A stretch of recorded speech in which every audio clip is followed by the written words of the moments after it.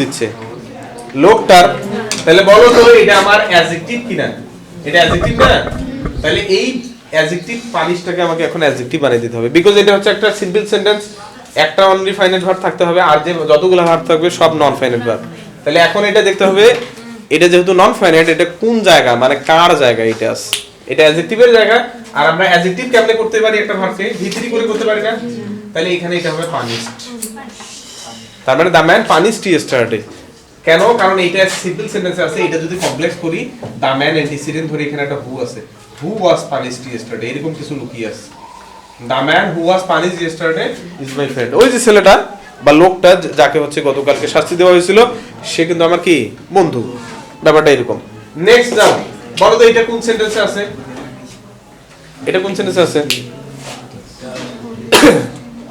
এটাও কিন্তু সিম্পল সেন্টেন্সে আছে, কারণ এইখানে অনলি একটা ফাইনাইট ভার্ব আমরা দেখতে পাচ্ছি, এখানে কোনো এন্ড অর ভার্ব নাই, এখানে কোনো সাবঅর্ডিনেট কনজাংশন নাই, আছে? তাহলে বলো তো অলরেডি একটা ফাইনাইট ভার্ব আছেই না? তাহলে এখন এই ভার্বটাকে কি ভার্ব বানিয়ে দিতে হবে? Non finite. আর নন ফাইনাইট তোমরা সবচেয়ে বেশি চুজ করবে হয় টু প্লাস ভার্ব, নাইলে হচ্ছে ভার্বের সাথে আইএনজি, নাইলে হচ্ছে ভিতরি, এই তিনটা রাখতে। তাহলে এটাকে কি করব? বাক্যের শুরুতে আমরা এখানে টু বি করতে পারি। To be honest in life বলছে যে জীবনে সৎ হওয়া ইজ মাস্ট ফর অল, সবার জন্য এটা জরুরি।